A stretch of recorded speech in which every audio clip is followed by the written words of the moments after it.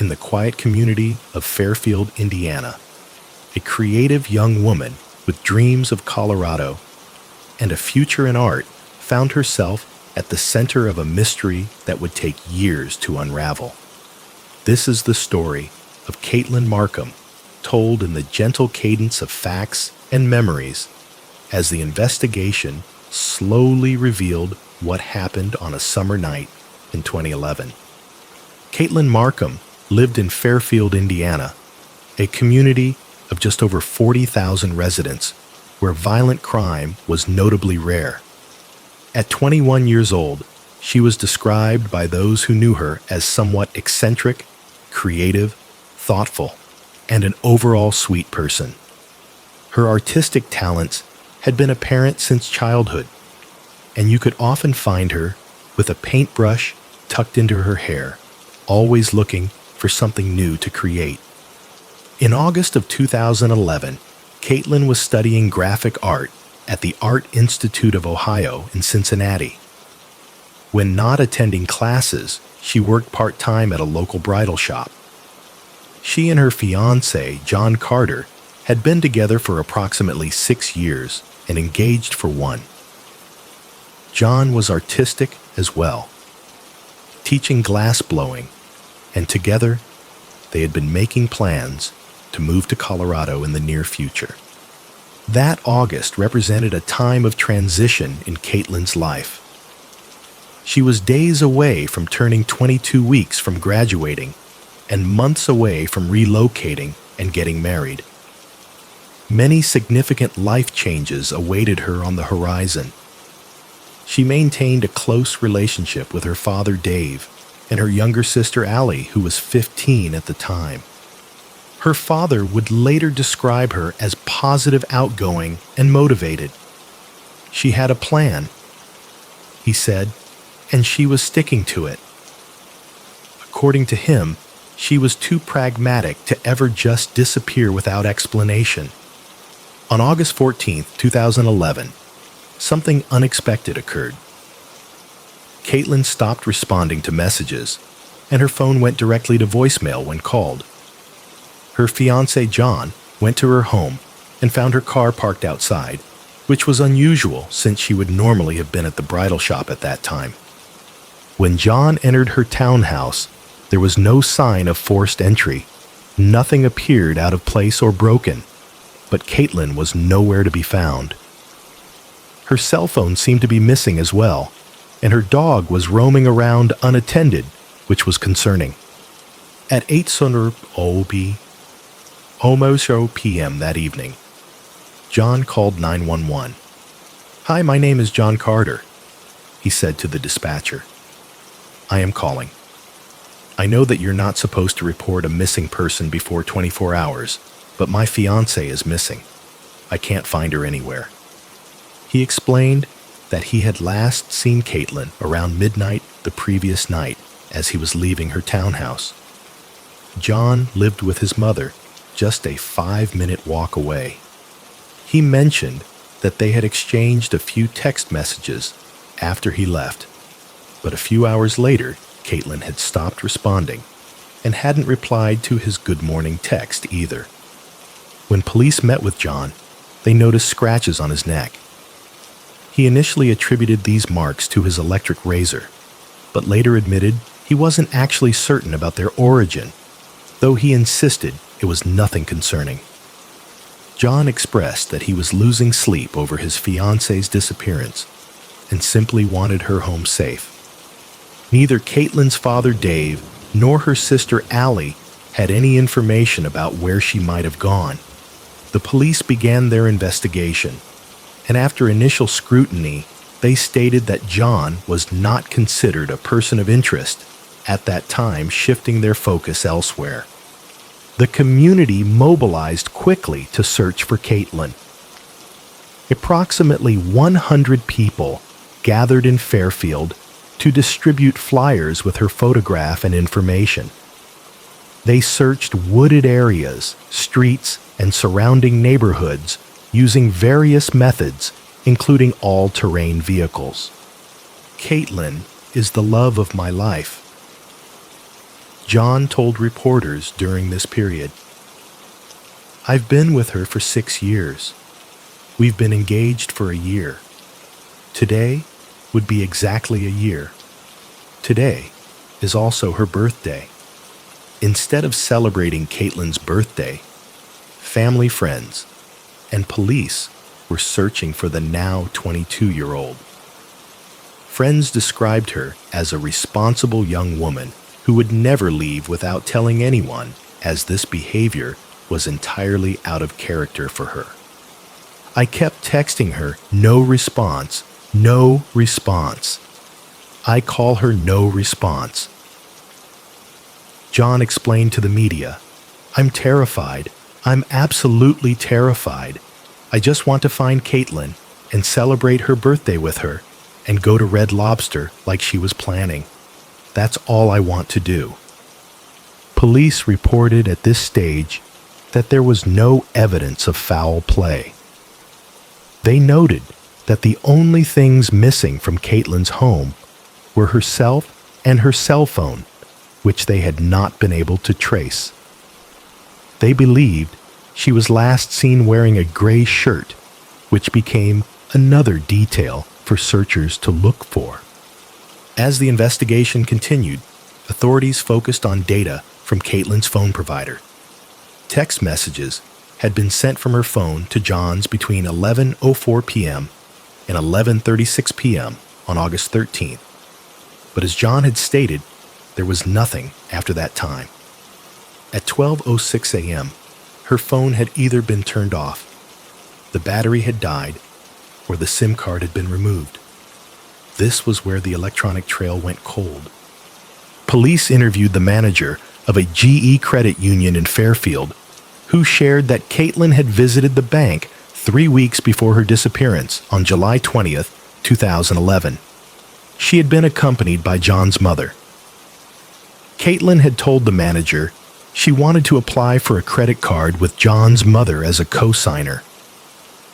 During this interaction, the manager recalled John's mother joking, "I'll co-sign for the visa, but you've got to take my son to Colorado with you." The manager then turned to Caitlin and said with a laugh, "I guess you're stuck now."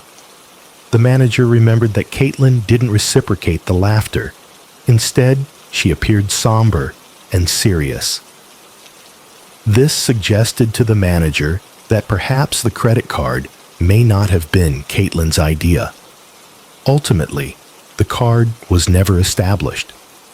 Another individual informed police that he had been with Caitlin and John on the evening of August 13th. The three of them had smoked marijuana and discussed the couple's plans to move to Colorado within the coming months. This witness stated that Caitlin had been on her laptop, working on schoolwork, didn't move from the couch, and seemed distant and not her typically bubbly self. He left her townhouse around 10:45 p.m., leaving Caitlin and John alone. While this was the last time he had seen Caitlin, nothing particularly noteworthy stood out to him, apart from her being somewhat quiet. He didn't recall seeing any scratches on John at that time, though he admitted it was possible he hadn't been paying enough attention to notice. This witness willingly took a polygraph test, which indicated his responses were truthful. During the overnight hours between August 13th and 14th, a couple of teenagers who had snuck out of their homes told police they had seen 2 cars driving from the direction of Caitlin's house with their headlights turned off. However, they appeared to be the only witnesses who had observed anything unusual, and beyond this account, the police had very little evidence to work with. Before long, Caitlin's case gained national media attention. The disappearance had deeply affected the Fairfield community, where violent crime was uncommon. Vigils, rallies, television appeals, and volunteer searches continued at all hours of the day and night. Even a national mounted search group from Texas conducted dozens of searches exploring local parks, waterways, old train tracks, and areas in neighboring counties. Caitlin's family made numerous public pleas, appearing regularly in local media, as did her fiancé John. I keep believing that if she is somewhere in the worst-case scenario, that she fights her way out, he said during one appearance. I keep wanting to believe that because she's strong. I know she's strong. Some continued to view John with suspicion, but he maintained his innocence. When Fairfield police searched his residence, he gave his consent and stated he was doing whatever he could to help, despite feeling that the community was placing blame on him. I really did not want this to get this far. I really wish that she would have been home by now, John said in a media interview. I wish this could have been just a party for her being home instead of what it is. People are going to say what they're going to say. You can't stop them. He further emphasized, I'm not going to acknowledge the ridiculous things that people are saying because they don't know me. And I know me. I know that I would never hurt Caitlin ever in a million years. Meanwhile, Caitlin's father, Dave, continued working with authorities and organizing search efforts. As Caitlin's 22nd birthday arrived, the focus remained on finding her, rather than dwelling on the sadness of the day. As the investigation continued, a friend of Caitlin's came forward with information suggesting that all might not have been well in the relationship. According to this friend, Caitlin had confided that she was feeling unhappy and trapped a sentiment she had held for approximately 6 months.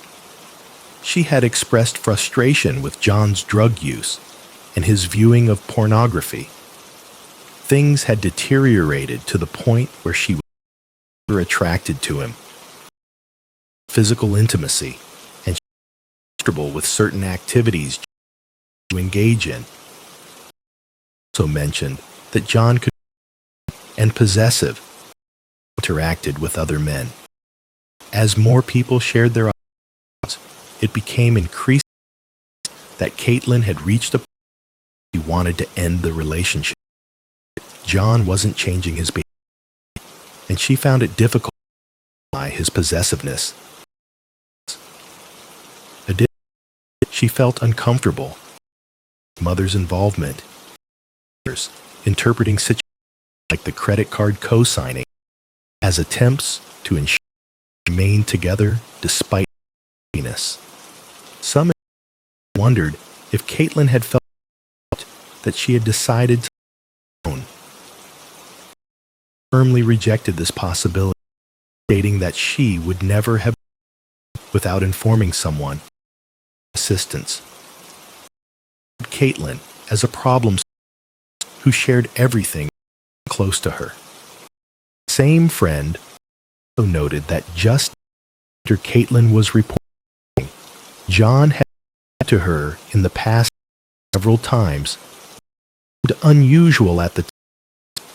In June 2012, the investigation briefly shifted to another individual, 6-year-old Gurpreet Kang, who had lived across from Caitlin, was accused of sexually assaulting a Miami University student.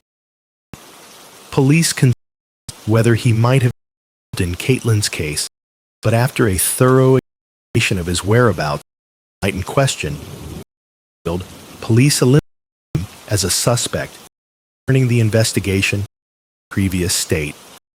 Nearly 2 years after Caitlin's disappearance, April 7, 2013, a significant event occurred. Human remains were discovered in a remote wooded area wrapped in black construction sheeting. Through dental records, authorities confirmed that the remains belonged to Caitlin Markham.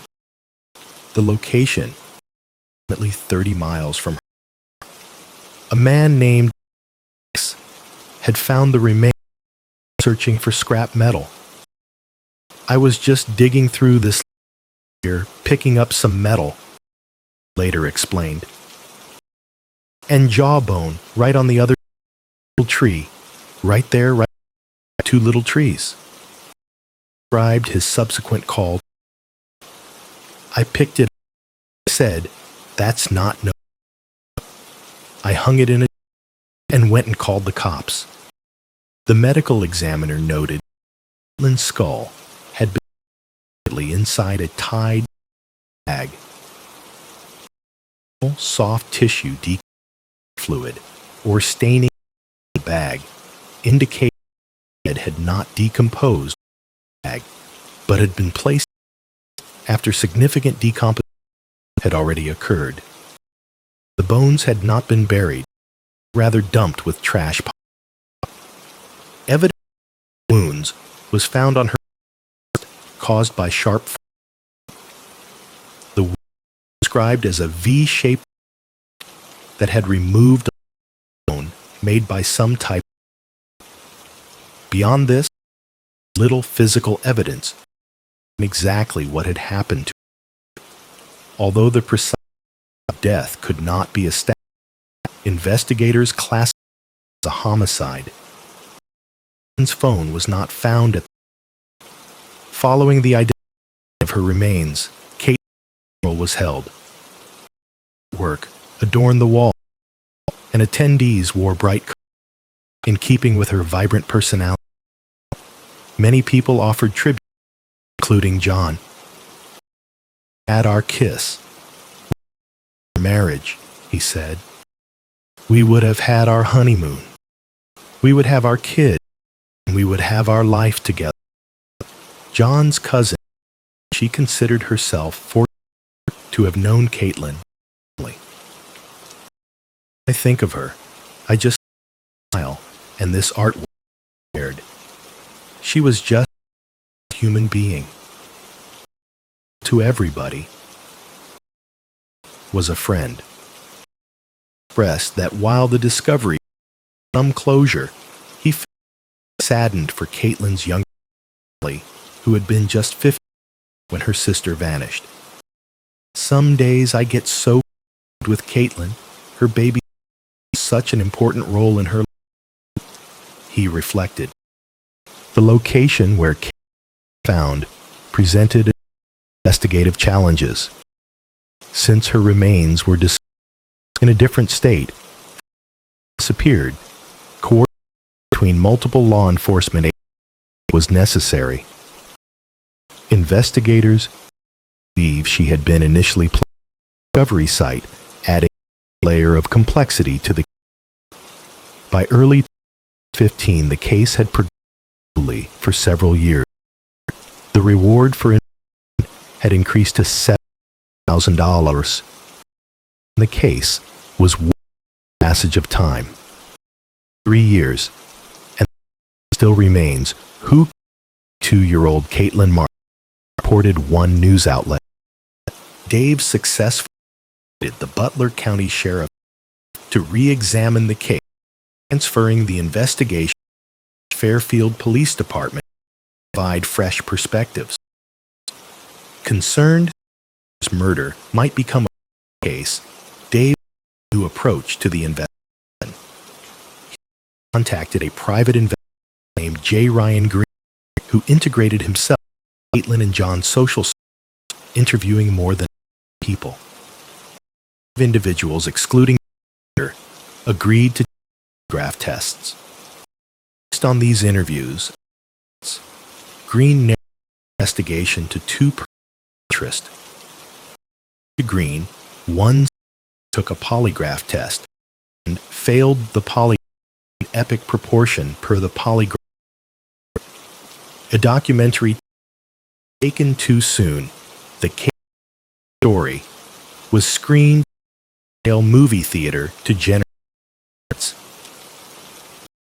2016, police they had identified a person but lacked sufficient evidence of an arrest or public individual. A private investigator shared regarding the same person. In 2023, 12 years after Caitlin went missing, the investigation gained momentum. Police announced the arrest of Jonathan Palmerton, who was charged with perjury. Private investigator Green commented, Whoever's investigating this now is on the right track.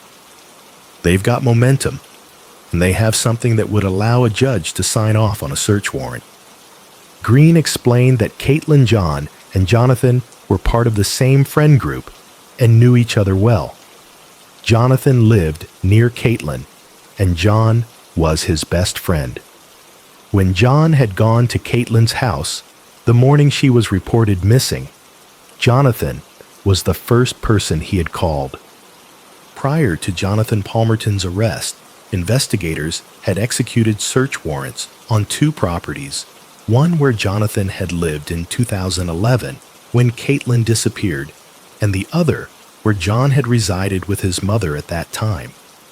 Court records indicated that on April 21, 2022, Palmerton had allegedly lied under oath. He was indicted almost 6 months later in October, with the indictment remaining sealed until his arrest.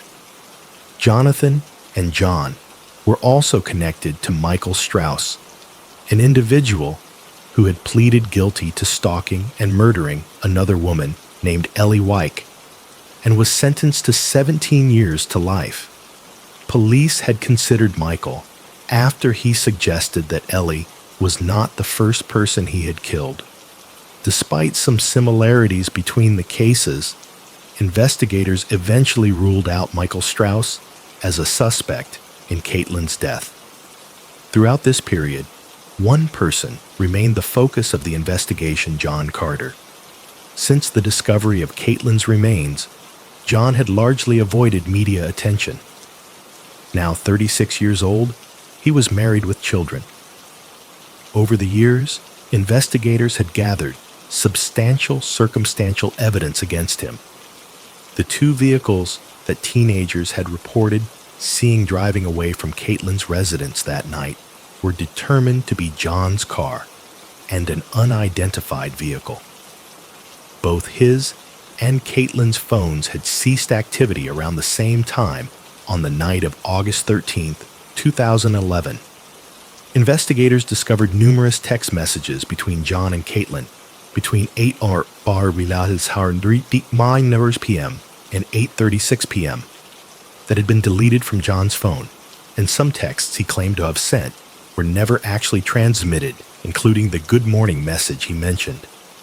John had voluntarily participated in 3 polygraph tests in September 2011, February 2014, and January 2021, all of which indicated deception. During his final polygraph, the examiner noted that he showed deceptive responses, specifically when asked whether he had disposed of Caitlin's body on Big Cedar Road. The search warrant executed at his mother's home resulted in the seizure of over a dozen items, including investigation notes, a folder containing Caitlin's school papers, an SD card, and poetry about death and killing. Some writings had John's name on them, with one reading, in part, "Deep down, I love her. You ought to kill her, but I love her.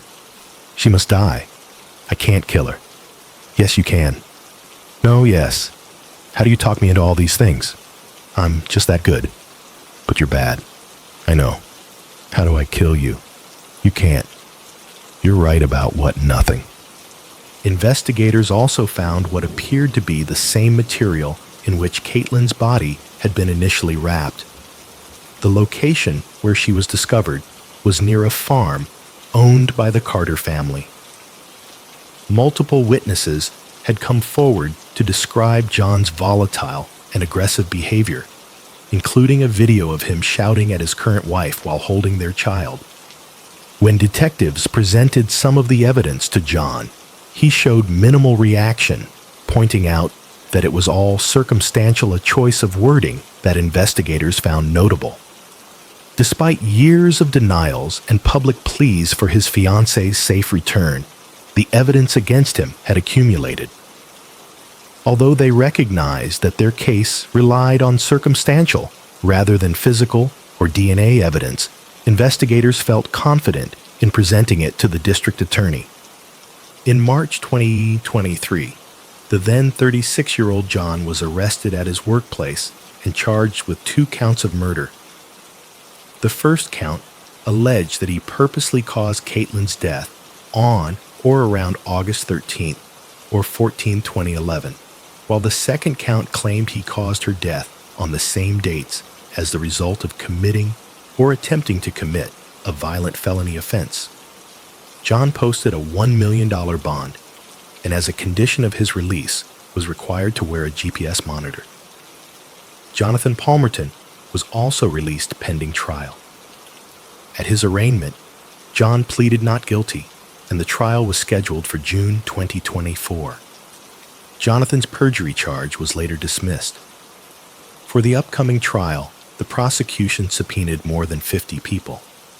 After more than a decade of John denying any involvement in Caitlin's disappearance and death, he unexpectedly changed his plea. In court, his attorney stated, "Your Honor, he did." And Mr. Carter, if we may, on his behalf, John Carter stipulates that he committed the offense of involuntary manslaughter consistent with Ohio Revised Code 2903.04b, that is a felony in the third degree.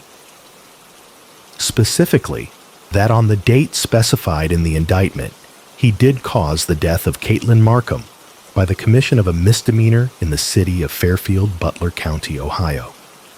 Dave described hearing this admission as an out-of-body feeling. He explained that he had suspected John for a long time, and while it validated his instincts, it also angered him to think that John had lived for 12 years believing he had escaped accountability. "We knew all along who it was," Dave said. It was a particularly difficult realization that John had attended Caitlin's funeral, embraced and cried with Dave, participated in searches, all while knowing what had happened. When asked if he could at least explain how events had unfolded, John simply responded, "I cannot." One inmate later told detectives that John had revealed how he had killed Caitlin, though John never confirmed this account in court. According to the inmate, John had said, "They broke into an argument. He said before he knew it, he had her pinned down to the ground. He was on top of her choking, and then after he choked her, he said he was pinned again, and he said he didn't know what to do. He was going to call the cops. He didn't want to call the cops. He said he made it look like it was suicide justice. So he cut her wrist." The sentencing came as a shock to many following the case. The judge stated, "Court imposes the following sentence based upon the serious nature of this offense and the factors that have previously been indicated that anything short of the maximum sentence would demean the seriousness of the offender's conduct and its impact upon the victim, and therefore will impose a definite term of incarceration of 36 months. John Carter received a 3-year prison sentence, the maximum possible for involuntary manslaughter, a third-degree felony. This would be followed by 3 years of release control. A detective who worked on the case commented, "I've interviewed from homicides to rapes, down to trespass 1,000 people, and I've never interviewed a psychopath. And that's what I said when John left. I said, that's the first psychopath I've ever interviewed." Investigators were unable to prove it, but police and prosecutors suspected a second person had assisted John in disposing of Caitlin's body and possibly dismembering her. Though Caitlin's family finally learned who was responsible for her death, they still do not know the complete story of what happened and likely never will. "That is why there's no closure," Dave explained. "I still do not know the whole story. And not that I would have believed him, because he's lied for 13 years. But he's offered no explanation. Hasn't even tried. And that's just to me, that just shows his character." When asked if he thought he would ever get an explanation, Dave replied, "No, I don't. And even if he writes a confession in prison, he's going to have to be more convincing than he's been the past 13 years. Despite the maximum sentence being imposed, many felt the outcome represented an insufficient measure of justice for Caitlin.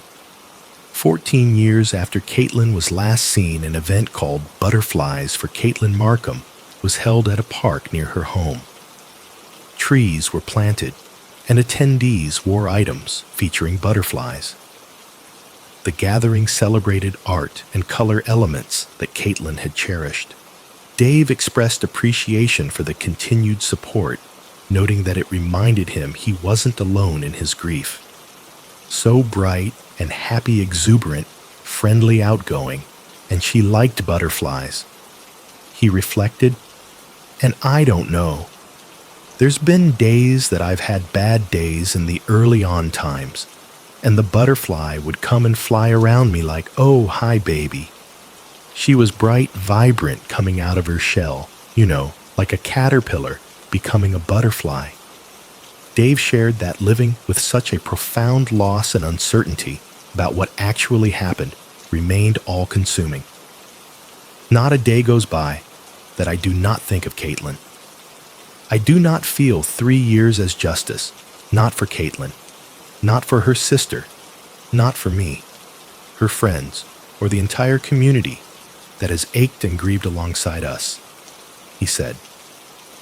I often wonder what she'd be doing with her art and her career. She would be an amazing woman. She had a talent, and she was going to go someplace. I'll see a picture of art sometimes, and I'll think that should be Caitlin's up there. In the quiet town of Fairfield, the memory of a creative young woman with paintbrushes in her hair continues to live on through the art she created and the lives she touched. In the quiet community of Pontypool, Wales, home to approximately 30,000 residents, lived Linda and David Maggs.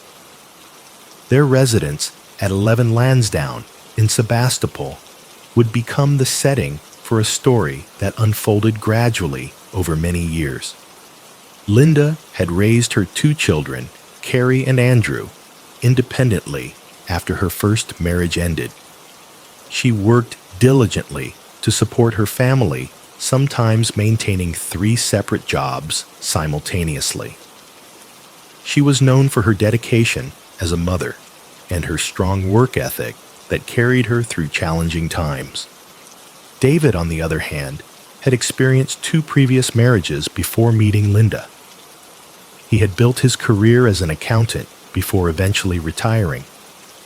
The two had initially met in 1977, began their relationship in 1988, and after many years together, they formalized their union in August of 2002.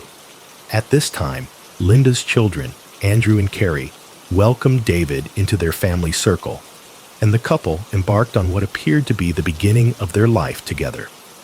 Linda, at 74 years of age, maintained a vibrant social life.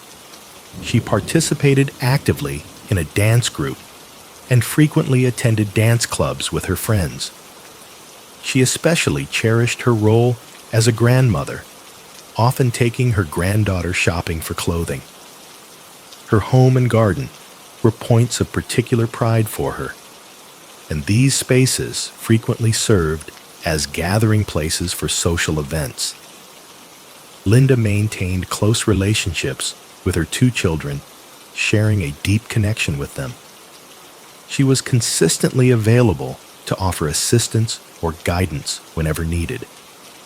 Her son Andrew described her as a beautiful, kind lady with a huge heart. David, 71, had worked as an accountant before his retirement. The couple enjoyed traveling extensively together, visiting destinations including the United States and Australia.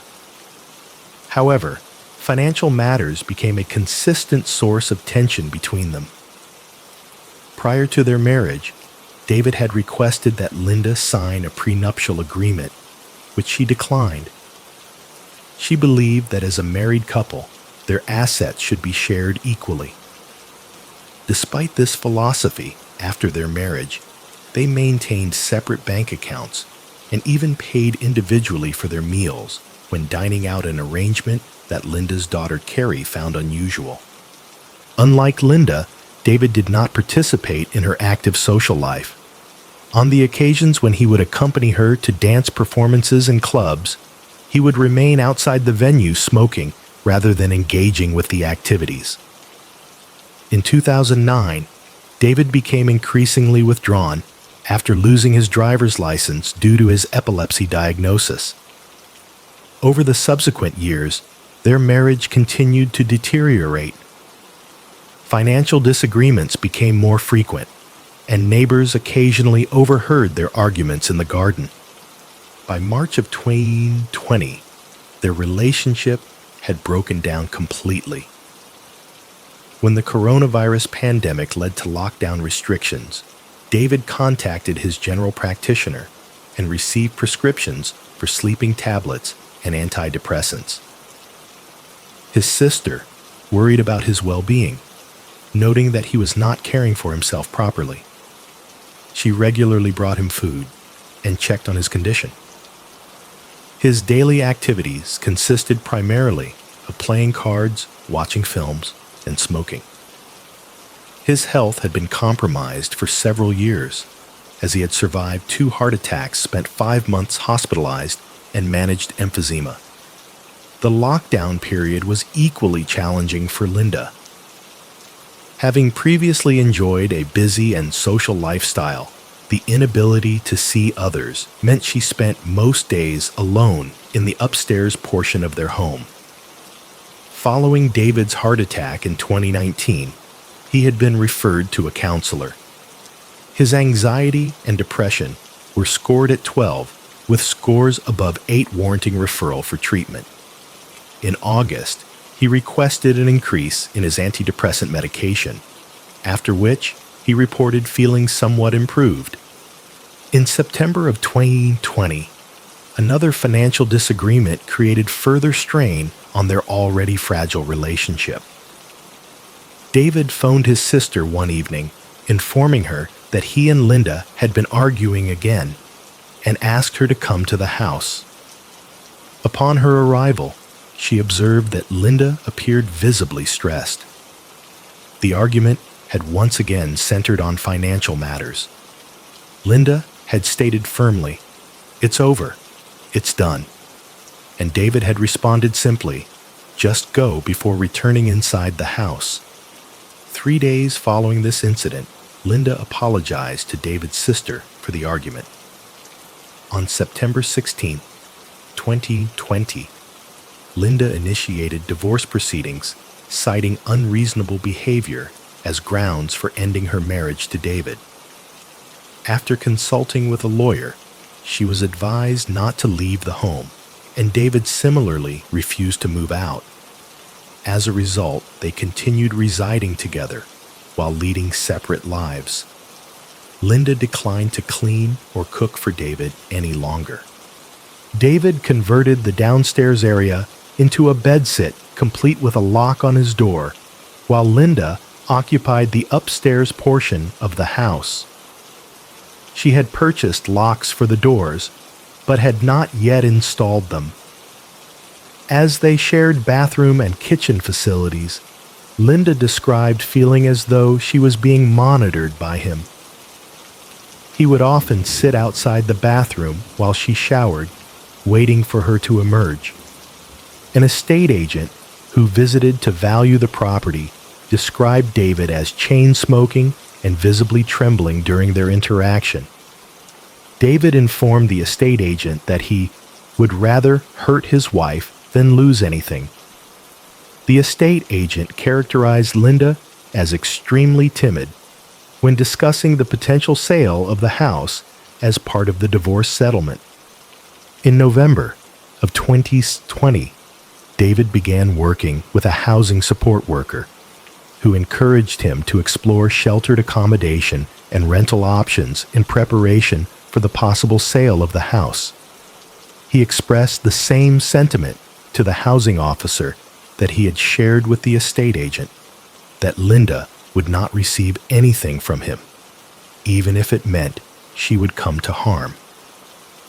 He informed the support worker that she should contact the police as he had considered stabbing Linda. The support worker was sufficiently concerned that she consulted with her manager, who recommended contacting the police through the non-emergency line and notifying David's doctor. The doctor telephoned David that same day and increased his sleeping medication and antidepressants. After the support worker had made contact with them, police officers visited the home to speak with the couple. When David's sister answered the door, she later stated that she had been shocked by their arrival. She explained that the officers expressed concern for David's mental health, a concern she shared, describing him as a wreck and very depressed. David expressed surprise that his sister had contacted authorities, but indicated that he understood her reasons for doing so. He stated that he felt the officers had not listened to him properly, and that their visit had seemed unproductive. An officer spoke privately with Linda, conveying concerns about her safety. The officer later reported that Linda had seemed dismissive, believing this was simply David's strategy to remove her from the house, as the property was registered solely in his name. The officer noted that Linda declined both a domestic violence risk assessment and the option of emergency accommodation, stating that David had never laid a finger on her. The officer advised Linda to avoid arguments with David and to keep her phone within easy reach. No further action was taken at that time. By the beginning of the new year, the couple had ceased all communication. Financial investigators had become involved to examine the couple's financial situation. This development meant that the house would likely be placed on the market for sale. On February 5, 2021, Linda spoke with her daughter Carrie by telephone. During this conversation, she expressed worry about how David might react upon learning that their finances were being investigated. That same evening, David's sister called him around 9 o'clock and reported that he seemed settled and was enjoying watching a film. The following morning, February 6, 2021, at 13 minutes past 9, a disturbing emergency call was placed. David contacted emergency services, requesting both police and ambulance assistance. When asked what had happened, he admitted, "I stabbed her." He confirmed that he no longer had the knife in his possession and that Linda was lying in bed, but he was uncertain whether she was still breathing. When asked if they had argued, he did not provide a clear answer, but simply repeated his request for help. As officers and emergency personnel arrived at the scene, body cameras recorded their entry into the house. Upon entering, 2 knives were visible on the bottom step of the staircase. David was placed under arrest on suspicion of murder. During this process, he made several statements, including that Linda had tried to steal 2 houses from him. He also remarked, "30 years I've been married to her, and she doesn't know how to keep her mouth shut, so I topped her." His apparent lack of emotion was noted by the officers present. As news of the incident spread, community members left flowers outside the home, and Linda's children received support from officers as they processed this devastating development. The investigation soon revealed the sequence of events from that morning. Despite the upstairs being designated as Linda's private space, David had gone up there carrying 2 large red kitchen knives, leaving one outside the bedroom door and taking the other into her room.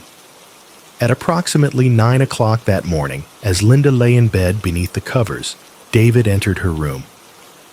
He later stated that he had wanted to discuss their separation and pending divorce, but she had informed him that such conversations should be handled by their respective lawyers and declined to discuss the matter with him directly. This response apparently angered David, who then attacked her multiple times with a knife. Linda, who stood just 4 feet, 10 inches tall, sustained 15 stab wounds to her neck, head, abdomen, and chest. Her arms and hands showed defensive wounds, indicating that she had attempted to protect herself during the attack. She had also suffered 2 broken ribs. One of the chest wounds measured 15.5 centimeters in depth. When investigators sought to understand the motivation behind this violent act, they discovered that David had become fixated on the belief that Linda had been concealing money from him and intended to defraud him during their divorce proceedings. As evidenced in the body camera footage, he told officers that she had attempted to steal 2 houses from him. A thorough investigation into the couple's finances found no evidence that Linda had hidden assets or attempted to secure an unfair settlement. However, investigators did discover that David maintained a savings account containing £14,000 that he had failed to disclose. David acknowledged that he had killed Linda, but claimed he had experienced a blackout and could not recall the attack. During interviews with investigators, he stated that while he had brought the knives upstairs, he had only intended to discuss financial matters and the divorce. He explained that he had left 1 knife outside the door in case he needed it. He also remarked, "She's only 4'10", but she can be a right madam." Police soon learned about his history of threatening to harm Linda, and another witness came forward with additional concerning information. A woman named Pamela, who had initially been friends with Linda before becoming friends with the couple, and then following a disagreement, maintained contact only with David, contacted investigators on February 18th. She explained that just a few weeks before Linda's death, during a telephone conversation with David about the divorce proceedings, he had stated, "I feel like I could stab her." When she pointed out that such an action would result in his imprisonment, he reportedly responded, "I don't care." David was held in custody and appeared at Newport Crown Court on February 8th, charged with murder. He entered a plea of guilty to manslaughter on the grounds of diminished responsibility, maintaining that he had experienced a blackout during the incident. Judge Michael Fritton presided over the trial at Cardiff Crown Court, which commenced on January 11, 2022. In his instructions to the jury, Judge Fritton explained, "It's admitted David Maggs killed Linda Maggs, but there is a dispute about the circumstances in which he killed her. There's a dispute about his mental state on the day he killed her, and there's a dispute about his responsibility for killing her." Defense lawyer Sarah Jones argued that David's mental health challenges and depression would have affected his judgment that day. She stated, "Evidence of his past health clearly points to something very, very wrong with his functioning at the time. I accept it does not excuse what he has done." Psychiatrist Dr. Nguyen Gil Apathy testified, "In my opinion, the degree of his impairment due to depression is significant. This is a case where there are clear and significant mental health problems. In my opinion, this is a case of diminished responsibility. However, there was not unanimous medical consensus, as another psychiatrist, Dr. Thomas Wynn, disagreed with this assessment, stating that he did not believe David Maggs suffered from depression. The court heard evidence that David felt he had been treated unfairly by his 2 previous ex-wives and was determined that Linda would not receive any portion of his assets. The prosecution informed the jury that Linda had been upset, frightened, and anxious in the period leading up to her death. She had told a friend that she was uncertain what her husband might be capable of doing. Another friend testified that Linda had described an argument that occurred when David had altered his will several years earlier, removing her entirely and deciding to leave everything to his son. This witness stated, "About 5 years ago, they were arguing about the will. She said she had to pick up an iron to defend herself." The witness also mentioned speaking with Linda the evening before her death, when they had discussed the divorce. Linda had expressed concern that David might lose his temper, but added that she did not believe he would harm her and that she could contact the police if necessary. The prosecution presented evidence that David had provided Linda an allowance of 30 pounds per week and had told her, "No sex, no marriage, no nothing," meaning that financially she would need to rely solely on her pension. It was further alleged that David had become verbally abusive toward Linda, insulting her by calling her thick and stupid. Additional key witnesses, including the estate agent and housing officer who had observed David's behavior and heard his threats against Linda, provided testimony. Their accounts contrasted sharply with the image of the frail man who arrived at court in a wheelchair and struggled to enter and exit the prison transport vehicle. David's sister also testified about the garden argument from September 2020, stating that Linda had been the one to lose her temper, and that she had never witnessed her brother make violent threats until that particular confrontation. The prosecution lawyer characterized Linda's death as a vicious and repeated attack. The emergency call recording and police body camera footage were presented to the jury, providing a vivid impression of the events of that day. It was also noted that David had only claimed to have experienced a blackout after being reminded that he was under caution, and that his statements could be used as evidence in court. After a day and a half of deliberations on February 1st, 2022, the jury rejected David's defense of diminished responsibility. On March 17th, he was found guilty of murdering his wife. 71-year-old David Maggs received a life sentence with the requirement that he serve a minimum of 20 years before becoming eligible for parole consideration. His defense lawyer, Sarah Jones, observed that given his age and health condition, regardless of the sentence length, he would likely spend the remainder of his life in prison. She conveyed his message to the court, expressing regret for his actions and wishing the events had never occurred. When delivering the sentence, Judge Michael Fritton described David as a self-centered, self-interested, bitter, and unpleasant man. He continued, "You would come to resent Linda in a whole variety of ways. You resented her still having a life, a social life, female friends, loving members of family. You resented her having the courage to stick up for herself and start divorce proceedings against you. I don't think you care about anyone other than yourself." During the sentencing hearing, Linda's son Andrew presented a victim impact statement.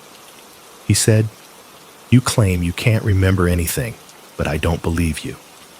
When you do remember, I hope it torments you as it torments us. On your wedding day, I made a speech and welcomed you into the family. I wish I had never ever said those words. Throughout this whole process, you have not shown a single ounce of remorse, regret, or compassion. That does not surprise me. Mom always said you would never ever say sorry." Andrew also mentioned that Linda's headstone bore her maiden name Minhen rather than her married name Maggs. On behalf of the family, appreciation was expressed to the police officers involved in the investigation, as well as to the witnesses and court personnel. Without all your hard work, dedication, support, and understanding justice for Linda would not have been possible. For Linda's bereaved loved ones, being denied the opportunity to say farewell has been profoundly painful.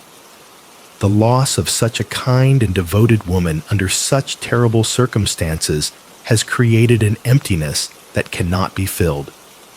Linda's memory continues through those who knew and cherished her, and she will always be remembered as a dedicated mother, grandmother, and friend.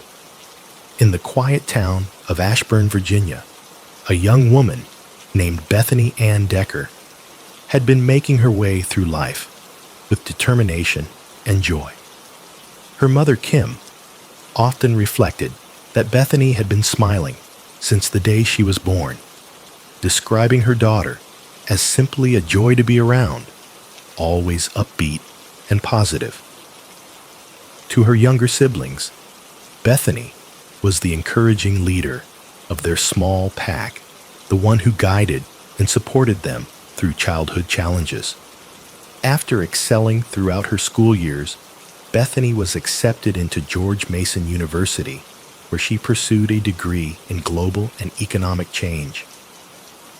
Her academic abilities were remarkable, with one roommate noting that Bethany could postpone writing an essay until the night before, complete it in just an hour, and still receive an exceptional grade. She was, by all accounts, a naturally intelligent young woman. It was during her freshman year that Bethany's path intersected with that of Emil Decker, a cadet in the Reserve Officers Training Corps who was preparing to join the Army National Guard. Those who knew Emil described him as a hopeless romantic, someone who would remember the smallest details Bethany mentioned and thoughtfully act upon them later. Bethany's family welcomed Emil warmly into their lives, feeling as though he had always been part of their circle. After dating for a couple of years, Emil proposed to Bethany. Shortly after their engagement, the couple discovered that Bethany was pregnant. Though perhaps sooner than they had planned, they embraced the news with excitement, eager to begin their life together as a family. They named their baby boy Kai and settled into their new roles as parents. The transition into parenthood, however, brought with it the expected challenges. Financial strain became a reality as Emil continued his training with the Army National Guard, while Bethany balanced her studies at George Mason with a part-time position at a restaurant. The knowledge that Emil would soon be deployed to Afghanistan added another layer of stress to their situation. With assistance from both their families, Bethany and Emil managed to maintain some stability. Yet Bethany increasingly felt they were living separate lives, drifting into different worlds. She expressed concerns to Emil that perhaps they had moved too quickly without adequate planning. Some accounts suggest that at this point, the couple decided to try a temporary separation. Though disappointed, Emil wanted to respect Bethany's needs and agreed to the arrangement. As Emil prepared for his deployment overseas, Bethany relocated to an apartment closer to her workplace, allowing her to take on additional shifts. It was at the restaurant where she worked that Bethany would meet Ronald Roldan, a 31-year-old originally from Bolivia. A relationship developed between them, with Bethany later telling friends that she had been feeling isolated and lonely with Emil away for extended periods. Despite reservations expressed by her friends, Ronald soon moved into Bethany's apartment. Her best friend Sarah was particularly surprised by this development and cautioned Bethany against it. However, Sarah also recognized that Bethany would ultimately make her own decisions and wanted to support her happiness. Though Bethany and Emil remained separated with diminishing communication between them, Emil sensed that something had changed in her life. From its beginning, Bethany's relationship with Ronald showed troubling signs. Those around her noticed his controlling, jealous, and sometimes violent behavior. Bethany's mother, Kim, shared her concerns, having heard disturbing accounts of what was occurring in the apartment. She even suspected that Ronald might have harmed Kai after noticing the child had a black eye on one occasion.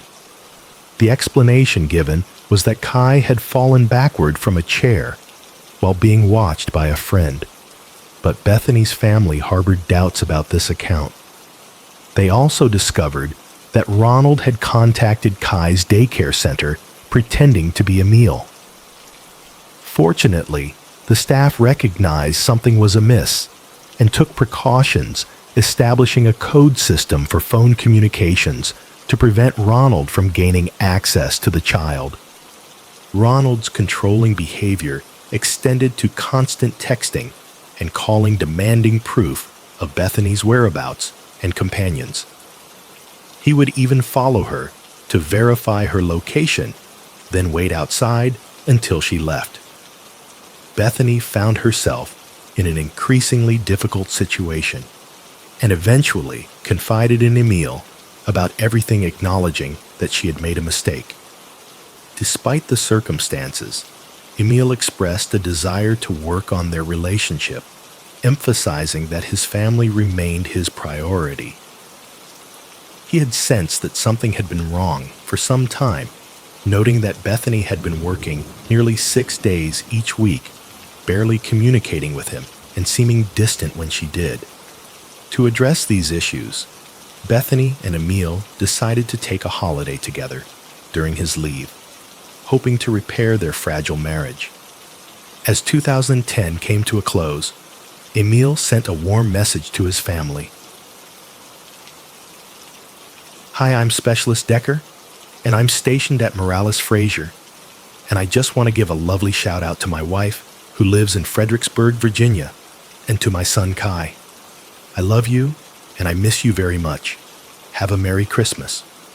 In mid-January 2011, Emil received his leave, and the couple maintained their plans for a holiday in Hawaii. When Bethany met Emil at the airport, another complication became apparent. She was pregnant again, and Ronald was the father. Emil later said that he wasn't angry and still wanted their holiday to proceed. He reflected, "I'd been overseas, and it was a completely different world. Coming back to the United States, I was just happy to be home, to be alive, to be with my family, that anything else in the whole entire world really did not matter to me at all." The trip to Hawaii represented a crucial moment for their relationship, and by all accounts, they enjoyed their time together. They spent more time talking, laughing, and reconnecting than they had in months, creating hope that their relationship might find its way back to solid ground. When Emil and Bethany returned from Hawaii on January 28th, Bethany visited her grandmother.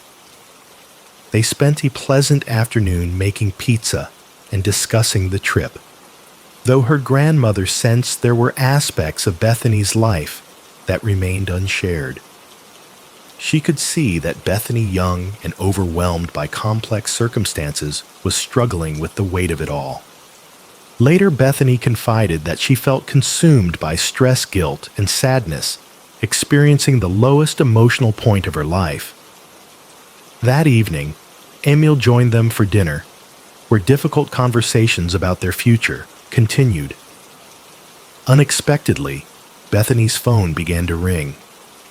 She quickly gathered her belongings and rushed out, saying they didn't understand what might happen to her if she didn't return home. Emil was scheduled to fly back to his deployment on February 2nd, and while their holiday had been restorative, uncertainty remained about how things would proceed after his departure. The plan was for Bethany to meet him at the airport for a farewell, assuring him, "I will always be there, no matter what." On February 2nd, Emil arrived at the airport anticipating Bethany's presence, but she never appeared. He contacted her workplace and learned that she hadn't reported for any of her shifts in the previous days. Before boarding his flight, Emil reached out to Bethany's family members to alert them that something seemed amiss. Throughout the days that followed, friends and family attempted to contact Bethany without success. Kim, Bethany's mother, received several unusual phone calls that have not been publicly detailed. Bethany's friend Sarah noticed activity on Bethany's Facebook account and initiated a conversation through Messenger. Sarah immediately recognized that someone other than Bethany was responding. The English was incorrect, words were misspelled, and basic questions went unanswered. Sarah shared her suspicions with Kim. Emil also received an email from Bethany's account that he believed had not been written by his wife. By this point, Kim had heard from 4 different individuals who all suspected that Bethany's Facebook account had been compromised. Bethany's grandparents, who lived closer to her than Kim did, drove to her apartment complex to check on her. They found her car parked outside at an unusual angle with a flat tire. Notably, no one had observed the vehicle in that location prior to this discovery. After knocking on the door and receiving no response, they called emergency services on February 19th and reported Bethany missing. Family members explained to authorities that while Bethany occasionally went several days without communication, 3 weeks of silence was highly unusual. Given her absence and pregnancy, law enforcement moved quickly, concerned about the time that had already elapsed. A review of Bethany's financial records revealed that her phone credit cards and debit cards had not been used since January 29th. She had missed her university classes, hadn't sought medical care at any local hospitals, hadn't appeared at work, and her passport remained at home, indicating she hadn't left the country. When police examined her apartment, they found no signs of forced entry or struggle, and nothing appeared obviously disturbed. Her personal belongings remained in place, suggesting she hadn't packed for a departure. Similarly, her car contained no evidence of foul play or clues to her whereabouts. By early March, detectives organized a press conference. Search efforts expanded to include divers examining nearby waters, canine units searching fields, and FBI involvement. While tips came in, none led to meaningful progress in locating Bethany. Based on the timeline established, it appeared that Emil had been the second to last person to see Bethany. He received permission to return home and assist with the investigation, voluntarily taking a polygraph test and cooperating fully with extensive questioning. Emil maintained that he had no involvement in Bethany's disappearance and expressed deep concern despite their relationship difficulties. Emil understood why investigators needed to examine him closely, given his departure from the country around the time Bethany went missing and the news of her pregnancy with another man's child. He cooperated fully with all inquiries, no matter how difficult, to eliminate himself as a suspect and focus on helping find Bethany. His movements between January 28th and February 2nd were all accounted for. Law enforcement considered whether Bethany might have chosen to take a break from her life, given her stressful circumstances.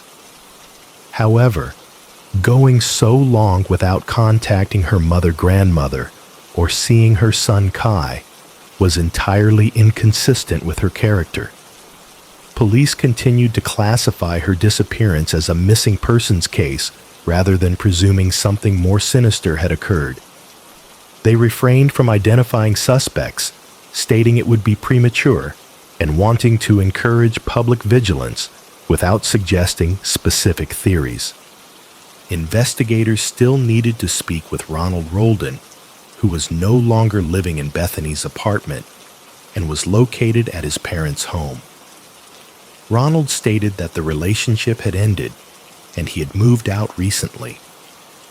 His account clarified that he, not Emil, had been the last person to see Bethany. While Emil had last seen her on January 28th, Ronald claimed to have seen her on the afternoon of January 29th, describing her as seeming normal. The restaurant manager partially corroborated this timeline, confirming that Bethany had called just after 2 p.m. on January 29th to confirm her shifts for the coming week, including one scheduled for that evening, though she never arrived to work it.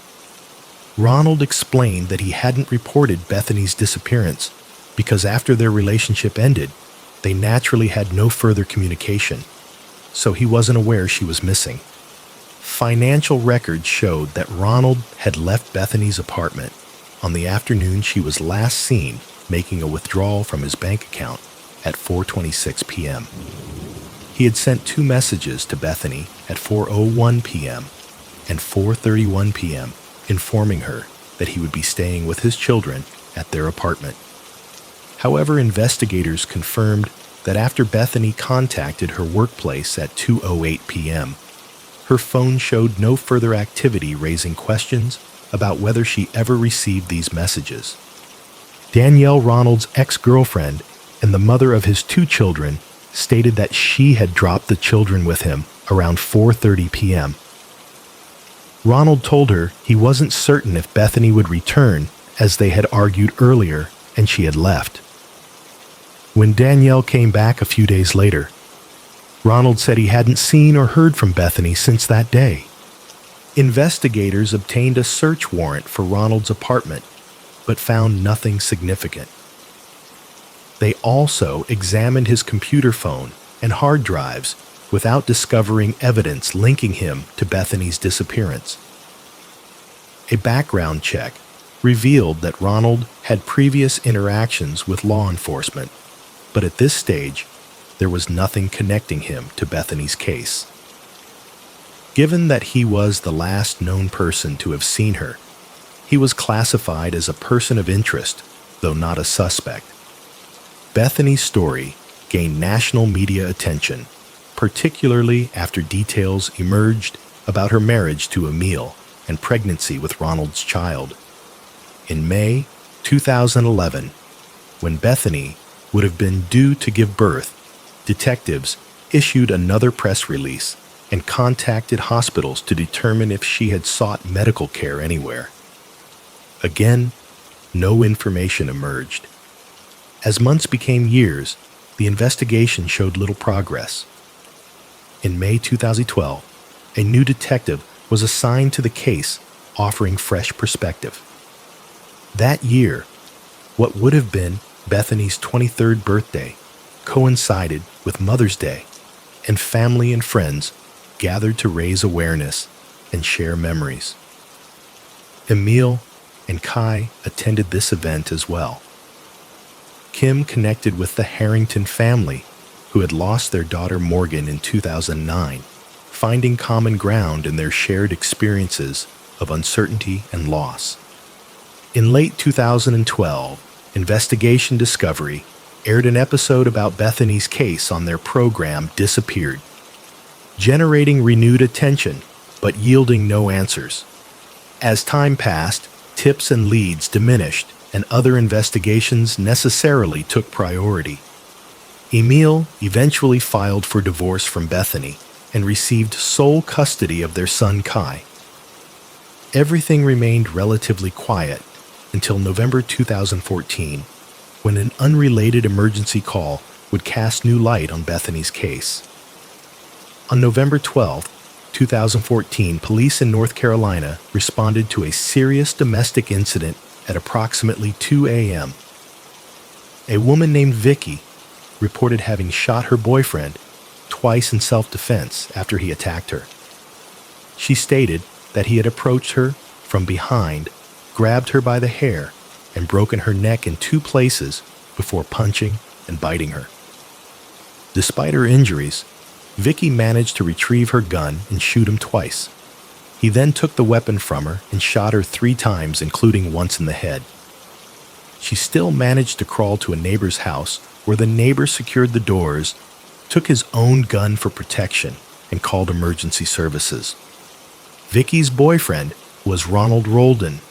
He was arrested and charged with attempted murder, though this charge was later reduced as part of a plea agreement, much to Vicky's frustration. He received a minimum 6-year sentence, after which he would be transferred to immigration and customs enforcement custody to begin deportation proceedings to Bolivia. Vicky informed authorities that Ronald had claimed he could make people disappear. A friend had contacted Vicky after seeing a television program about Bethany's case that identified Ronald as a person of interest. When Vicky confronted him about this, she said his reaction frightened her deeply. She became aware that something was wrong, but now Ronald knew that she had knowledge about Bethany, and she reported that the violence in their relationship had escalated from that point onward. Vicky expressed her belief that if Ronald were ever released from prison, he would either return to harm her or hurt someone else. His violent nature raised renewed concerns about his potential involvement in Bethany's disappearance. Vicky later shared her story on several television programs. She had lost an eye as a result of Ronald's attack, suffered a neck broken in 2 places, and faced significant financial difficulties due to her medical expenses.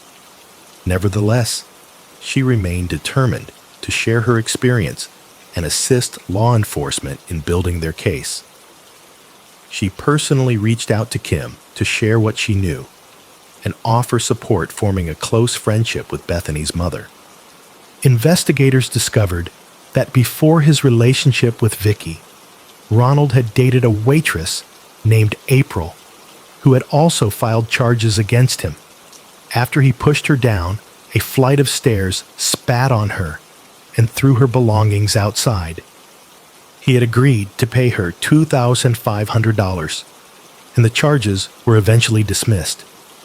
Detectives working on Bethany's case traveled to Ronald's prison to interview him again, but he responded with verbal abuse, shouting and refusing to cooperate. His resistance only strengthened their determination to pursue the investigation.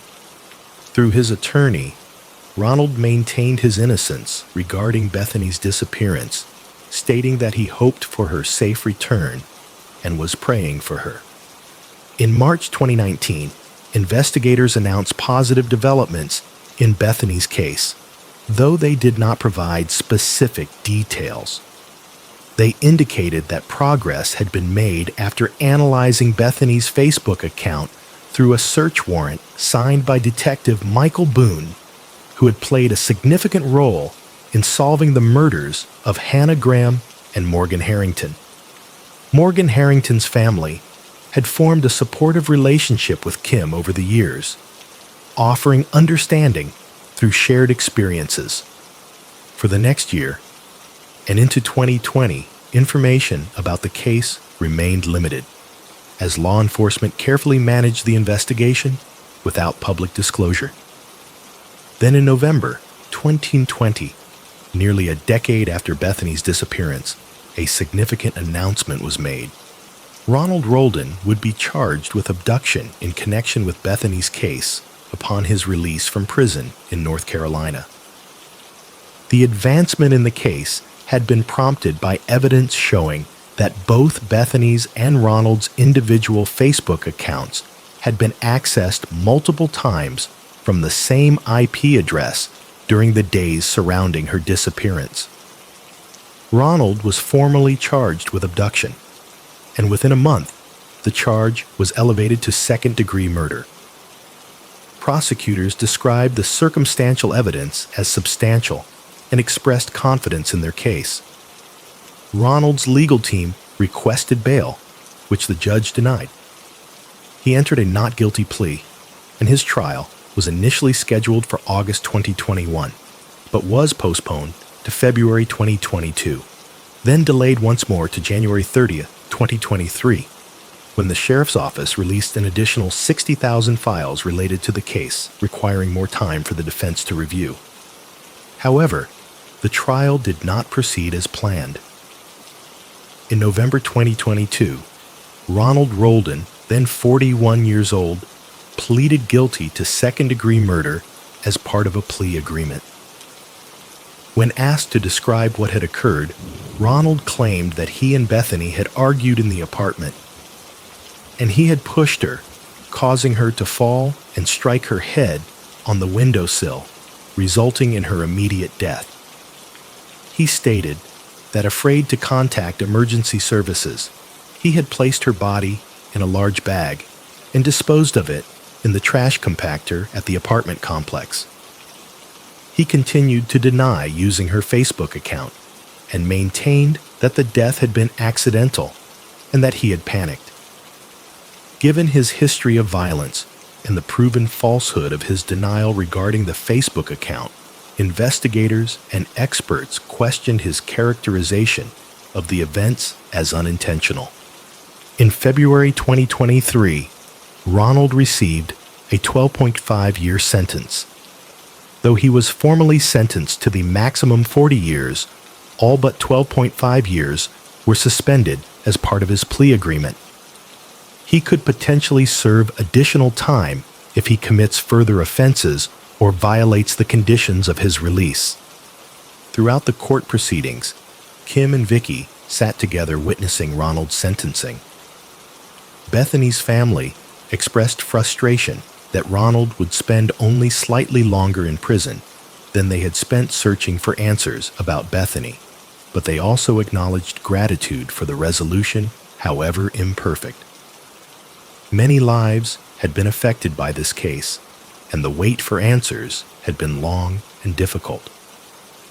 To this day, Bethany's remains have never been recovered, and law enforcement believes they are unlikely to be found.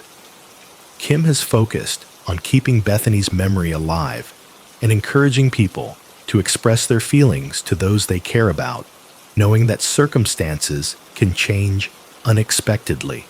She continues to work with Help Save the Next Girl, a nonprofit organization founded by Morgan Harrington's parents to educate communities about safety and violence prevention. Kim reflected, "The night before Bethany was murdered, she called me and said, 'Mom, I love you.' That was the last thing she said. So I just want to encourage each and every one of you to not take for granted tomorrow, and to really make sure that you are talking to your loved ones, that you're letting people know how much you care, and not wait for the tomorrow, which may never be." The case of Bethany Ann Decker reminds us of the importance of recognizing concerning behaviors in relationships and maintaining connections with those we hold dear. On a warm September evening in 2012, the University of Florida campus in Gainesville continued its usual rhythm of academic life. Among the students was Christian Aguilar, an 18-year-old freshman studying biomedical engineering. Christian was known by those close to him as a quiet and somewhat shy young man who had received a scholarship to pursue his studies.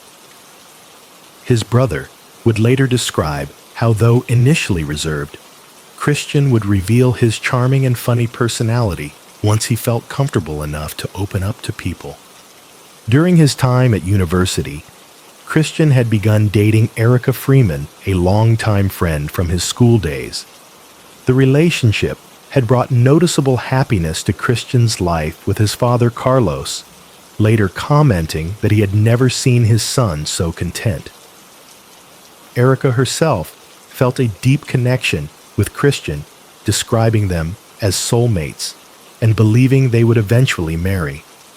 September 20th, 2012 began like any ordinary day. After finishing her classes, Erica sent Christian a text message to arrange their usual meetup. By this point, in their relationship, they had fallen into a comfortable pattern of spending time together daily, with both typically responding quickly to messages.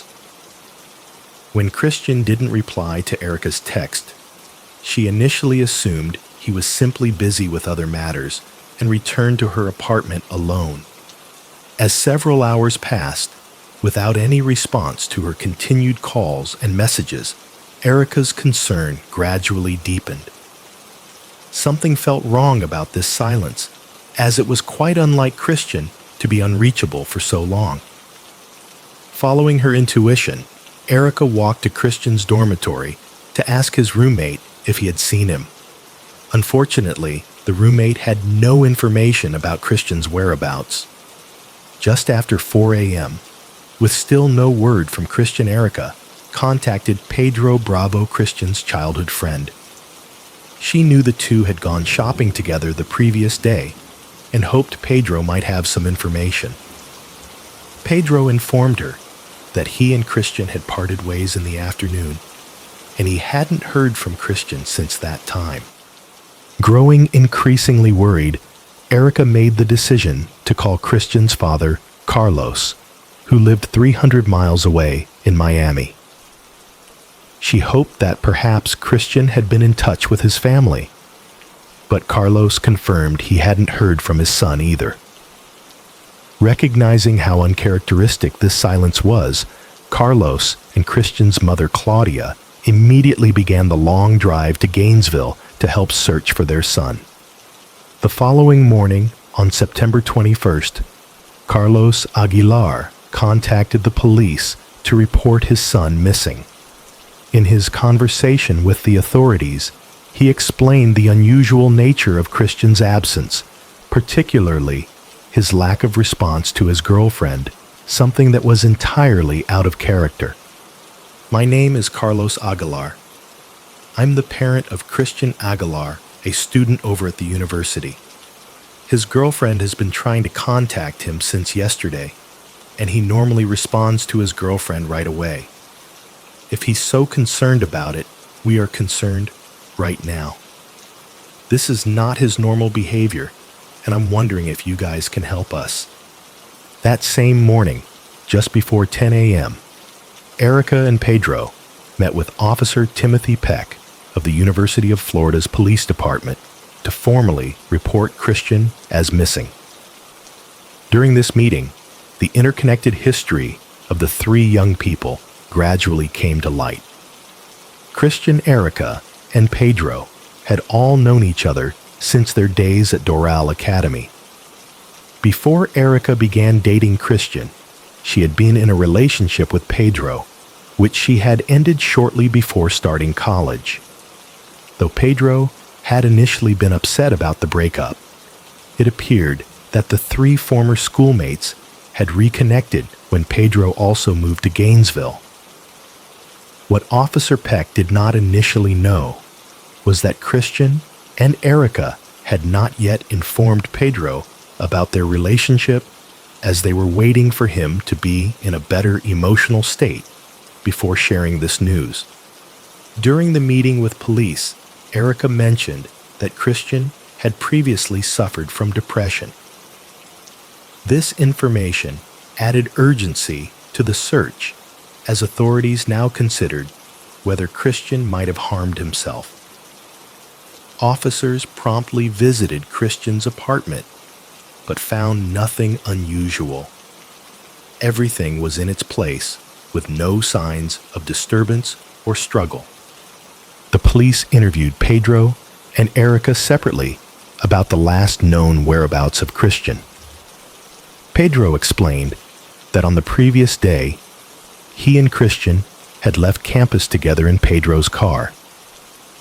Christian had received a flu shot, and afterward, they had driven to a Best Buy store to purchase a CD and have lunch. "Like, do you want to go get chicken?" We went to Best Buy.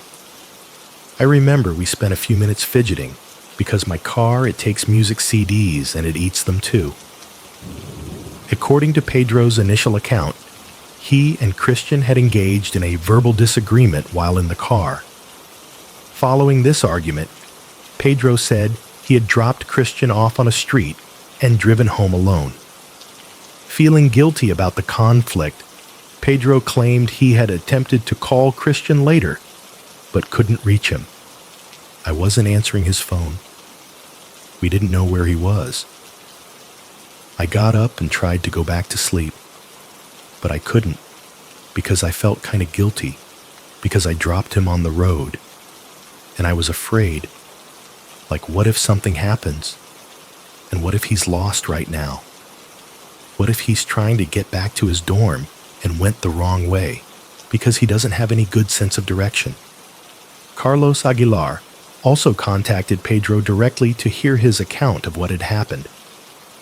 Pedro expressed remorse about the situation and explained that he had been going through a difficult time emotionally. She called his parents to let them know what's going on, so they know what's happening. And then his father calls me, and he tells me, like, what happened? Were you last with him? And what happened? All like that. And I'm like, I was with him in a car, and I'm so sorry. It's because, like I said, I understand he was just trying to help me because I'm going through a rough time and I don't know what I'm doing myself. One complicating factor was that Pedro, having only recently enrolled at college in Gainesville, didn't know the area well and couldn't recall the name of the street where he claimed to have left Christian. He attempted to describe the location as best he could, but the area he seemed to be describing was known for criminal activity and drug use, which increased the police's concern for Christian's safety. The investigation proceeded with police checking surveillance footage from the Best Buy store. The cameras had indeed captured Christian and Pedro together around 3 p.m. on September 20th, showing them drinking coffee, browsing the aisles, and conversing just as Pedro had described. However, after this point, there was no further visual evidence of Christian. Law enforcement expanded their search reviewing footage from hundreds of cameras throughout the neighborhood where Pedro claimed to have left Christian. Days of footage from local businesses and homes were meticulously examined, but Christian did not appear in any of these recordings. Meanwhile, Christian's family volunteers and multiple Florida police departments joined in the physical search for the missing freshman. While reviewing surveillance footage, investigators did find something unexpected. Though it wasn't Christian, they discovered on camera they observed Pedro at a local car wash, power washing his vehicle at 2 a.m. This contradicted Pedro's statement that after leaving Christian, he had driven straight home. The inconsistency prompted police to question Pedro further about his activities that night. When confronted, Pedro modified his earlier account.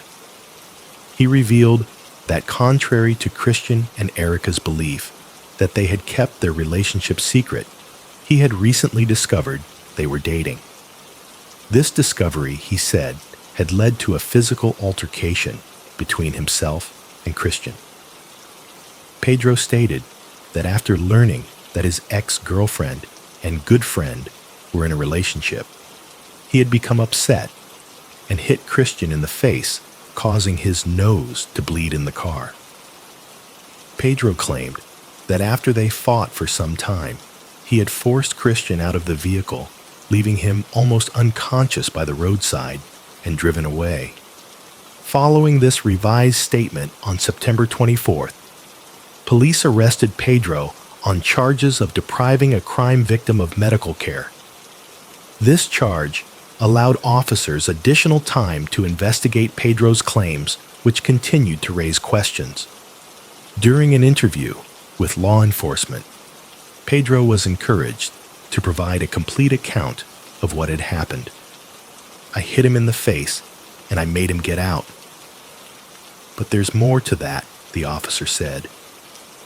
I think that you need to be honest about it. You need to tell me what else happened, because something else happened besides just that. We know that he's not coming back. Okay, I know he's not coming back. I've been doing this for too long. You know he's not coming back. When asked if he could go home that night, Pedro was told honestly that would not be possible as the investigation continued. Meanwhile, surveillance cameras had still not captured any sign of Christian after his separation from Pedro. The blood in Pedro's car and the footage of him washing his vehicle in the early morning hours led investigators to believe Pedro knew more than he had revealed. Officers obtained a warrant to search Pedro's apartment, where they made several disturbing discoveries. Among the items found was a receipt dated just days before Christian's disappearance. When investigators checked the surveillance footage from that date and time, they observed Pedro purchasing a shovel duct tape and sleeping pills. Perhaps most significantly, Christian's backpack was also discovered in Pedro's apartment. Though Christian's body had not yet been found, the evidence strongly suggested he was no longer alive, and the case was officially classified as a murder investigation. Based on the accumulated evidence, Pedro Bravo was arrested and charged with Christian's murder. After 3 weeks of intensive searching in an area approximately 60 miles from Gainesville, local hunters discovered human remains buried in a shallow grave.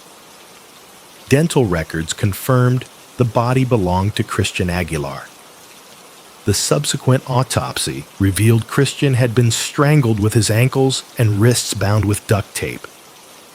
As investigators pieced together the events leading to Christian's death, they discovered that Pedro had developed an obsession with Erica Freeman years earlier. This fixation had begun when they were sophomores in high school and had continued after their relationship ended. When Pedro learned that Erica had moved on and was dating Christian, he formulated a plan to remove Christian from his life permanently. The relationship between Erica and Pedro had begun during their sophomore year of high school. Though initially the relationship seemed positive, Erica eventually became unhappy and attempted to end it. However, when she tried to break up with Pedro, he warned her that their lives would never be the same if she left him. Out of concern, Erica had agreed to stay in the relationship. As they prepared to attend different colleges, Erica saw an opportunity to conclude the relationship amicably and move forward separately. She enrolled at Santa Fe Community College in Gainesville, where she reconnected with Christian, and they began dating. Pedro, who had initially planned to attend Florida International University hundreds of miles away, unexpectedly transferred to Santa Fe Community College in what appeared to be an attempt to rekindle his relationship with Erica. By this time, Erica and Christian were dating and content in their relationship. When Pedro directly asked Erica if she and Christian were together, she denied it, saying they were just friends. Both Erica and Christian were mindful of Pedro's emotional state, as he had frequently mentioned suicidal thoughts following the breakup. They had decided to keep their relationship private until they felt Pedro was emotionally prepared to accept it. Unfortunately, Pedro had already discovered their relationship and was consumed with anger about it. Another significant item recovered from Pedro's apartment was a journal that revealed the extent of his obsessive thoughts and feelings.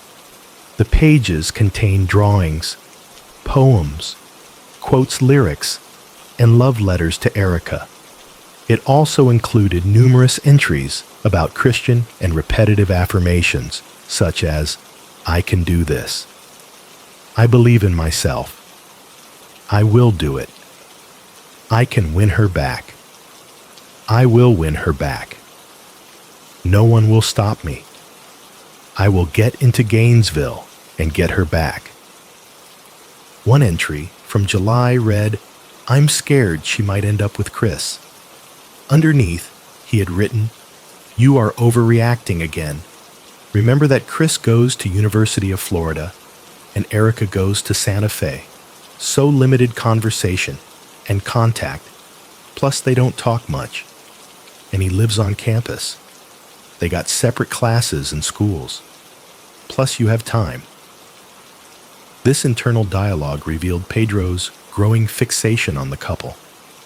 On September 20th, Pedro had contacted Christian, suggesting they meet and go shopping together. Pedro told Christian he wanted to discuss his depression and suicidal thoughts and seek advice. Christian was initially hesitant about the meeting, concerned that Pedro might want to talk about his relationship with Erica. Eventually, Christian agreed to meet, believing they would be safe in public places. While sitting in Pedro's car in a Walmart parking lot, Pedro drugged Christian by adding sleeping pills to a bottle of Gatorade, then strangled him with a belt. Cell phone records showed that Pedro remained in the parking lot for 2 hours that afternoon.